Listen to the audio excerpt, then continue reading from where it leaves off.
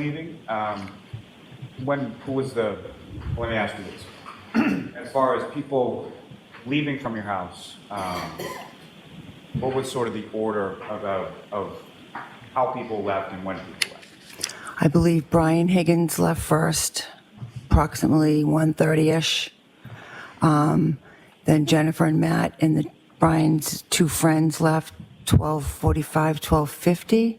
Did you guys notice that 12:45 is the time that everybody should be remembering?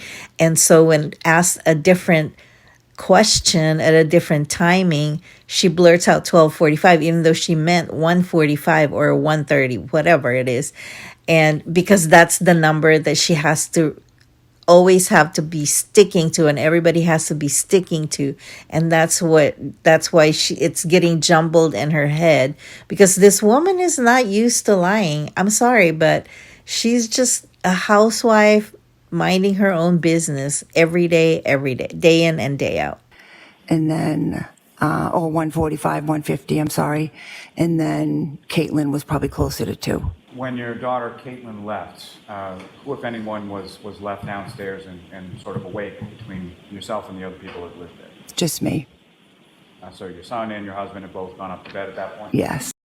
There she goes eating her lips again, and she was left downstairs cleaning up the mess, if you know what I mean. Where did anybody else go sort of around your house during that time? I know at one point my husband and his friend Brian were in our family room, so I kind of went in there and was talking to them. We had some shelves on the wall that just had a bunch of pictures, old pictures from our wedding or when Brian was in the Marine, so we would just kind of look at them, laugh, and talking about them. We stood in there for a little bit talking, and then eventually we just moved into the kitchen area where everybody else was. Moved out of that kitchen area with Brian Albert, correct? Well, I briefly went and looked at some photos. Right. So you moved out of that area with Brian Albert alone to go to a different room. Yes, and I think his wife, Nicole, might have popped in the room for a second, but it was brief. You've indicated in a prior testimony that you've never been upstairs in Brian's house, correct? Would you say upstairs, like, were you talking like second floor? Correct. Yes, no. Okay. You testified to that in a prior hearing, is that right? Yes, In May of 2023. yes, And you said specifically, quote, "I've never been upstairs." Is that Yes. right? All right. You understood when you gave that statement that you were under oath, yes, you were telling the truth, yes, same oath that you took here today, correct? yes. You indicated that the photos that you saw were on the first floor living room area, is that right? I believe that's where they were, yes. So the only floor downstairs from the first floor would be what? The basement, And the only floor upstairs from the basement would be what? the first floor. So if someone were to describe going upstairs to look at the photos that you've described on the first floor, where would they have to be to go upstairs to look at those photos? Are you saying on the first floor? Correct. If the photos are on the first floor, Yeah. and someone said, we went upstairs to look at those photos, where would they have to be? I guess upstairs. The people would have to be upstairs? Well, the photos would be upstairs. Is that what you're saying? Where are the people? Where would the people have to be to go upstairs to the living room to look at the photos? I'm not understanding the question. If the photos are on the first floor, He is either dumb or he just does not want to say the word basement. That's what he's trying in his mind. He's like just totally avoiding that word. That word basement is not in his vocabulary. Mr. Higgins, Yes. the only floor beneath it is the basement, Okay. and someone says, we went upstairs to look at the photos, where would they have to be? Well, who said they went upstairs? All right, so Mr. Jackson, you can save this for argument. Next question. Did you and Brian Higgins go down to the basement? No, I don't remember going to the basement. You don't remember going to the basement, or you didn't go to the basement? No, I didn't go to the basement. Did Brian Higgins go to the basement? Not that I know of. And you didn't go upstairs to the second floor, did you? I think I did go upstairs, yes. Isn't it true that Brian Higgins has never been upstairs in your house? Prior to that night? Ever. Including that night, specifically. I don't think That's true, no. And to your knowledge, had Mr. Higgins been over to your house at any point prior? He may have been at our house for a graduation party, but I wasn't sure if he had ever like been inside because the party was outside. It was a cookout, so I don't know if he'd been in that part of my house. The outside of your house. At any point in time during the course of the evening, did you hear anything unusual, see anything unusual outside of your house?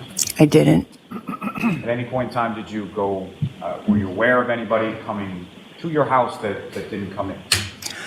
I was only aware at one point I saw my son, I think, either looking out the window or at the door, and his friend Julie, she went out the side door, and I said, to Brian, is Julie leaving? And he said, well, no, she had asked her brother for a ride. Objection, Your Honor. Move to strike. Sustained, so no conversation, and Mr. Lally's going to ask another question. Okay. This is just too painful for her because she's just trying to get it all out so that it be over with and she can get out of there and she can go back to her mundane existence in her life. But little does she know, it'll never be the same. And isn't it funny that every single person in that house at the time was looking outside the window? They were all looking outside the window, never seeing or hearing anything that went on outside. How Karen backed up so fast and hit John. Weird. So you saw your son's friend Julie go outside? Mm-hmm. Okay. And, So that has to be a Sorry. yes or no. Okay. Sorry. and at some point, did Julie come back into the house? Yes. And about how long was it, if you know, that she was outside before she came back in? I don't think it was very long, couple minutes. And over the course of the entirety of the evening, at any point, did anybody else, other than the people that you've talked about previously, come into your house? No.